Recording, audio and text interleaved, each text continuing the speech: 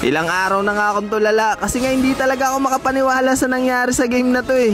First time ko lang kasi talaga ito maranasan sa buong karir ko ng paglalaro ng Mobile Legends. Early game pa lang kasi, napakaganda na ng rotation na nagawa ko dito. Nakuha ko pa nga yung red buff ng kalaban eh. Nasa Mythical Immortal rank na nga pala ako dito. At pagkatapos kukunin tong red buff, dumiretso na nga ako dito sa turtle kasi nga palabas na.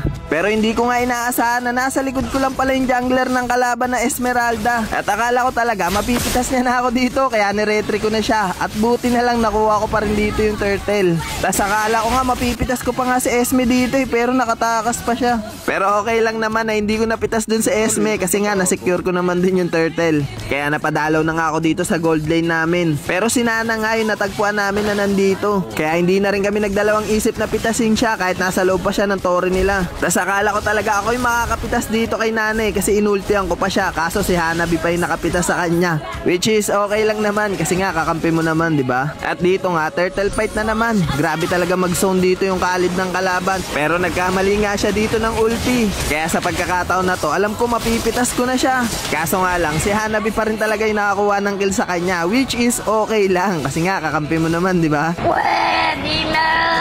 At pagkatapos nga no, nakita ko dito sa mapa na napalow life na ni Sisi si DJ Khaled Bombay, kaya agad-agad ko na siyang pinuntahan. Sa mga oras nga na to, sure na talaga ako na ako na yung makakapitas dito kay Bombay. Kaso nga lang hindi pa naging sapat yung damage ng ulti ko, kaya si Sisi pa rin yung nakakuha ng kill, which is okay lang naman kasi nga kakampi mo naman, di ba? Pwede na. At dahil nga hindi talaga ako makakill, naisipan ko na lang mag-push ng mid dito. Kaso hinabol naman ako ng mga kalaban. Nagkamali pa nga ako ng pindot eh. Imbis na regen, recall yung napipindot ko. Kaya naabutan pa nga nila ako. Pero buti na lang to the rescue dito si Darak. At napalalim na nga dito yung Kupra. At pagkakataon ko na to para pitasin siya. Kaso nga lang, napitas pa siya ni Chang Ami. Which is okay lang naman uli. Kasi nga kakampi naman, di ba? Huwag mo kapatay, gagi. Pero sa pagkakataon nga na to, nakita ko yung Esmeralda ng kalaban na nandito sa mid.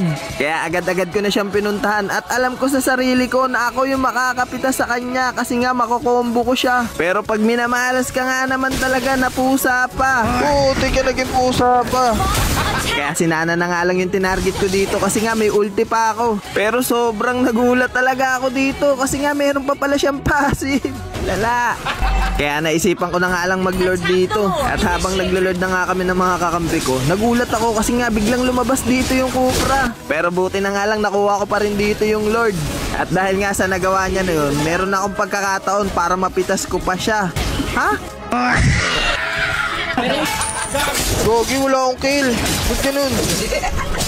Nagtataka na talaga ako niyan sa mga oras na yan eh. At sa mga pagkakataon nga na to, sasamahan na namin yung Lord dito sa may top lane. Pero napachat nga yung Grak namin dito na conceal daw. Kaya hinintay muna namin yung signal niya. At habang papalapit na nga yung Lord namin dito sa torre ng mga kalaban, nagulat ako kasi biglang lumabas dito si DJ Khaled Bombay. Kaya sinugod ka na kaagad siya. Hindi ko alam nandun pala yung Kupra. Pero napaganda pa nga yung pangyayari kasi nga naubos na mga kakampi ko yung 3 kalaban dito. Ganda nun. Sa mga oras nga na to, ang ganda rin ng flow ng mga minions namin kahit saan sulok ng mundo. Kaya naisipan ko nang mag-push dito sa bottom lane. Pero ang pinagtataka ko rito, matatapos na lang yung game, hindi pa rin ako nakakakill. Gagi, wala akong napatay. Wala akong napatay kahit isa. Gagi, wala akong kill. Lala. Victory! Gagi, ano yun? Guys, wala akong napatay kahit isa.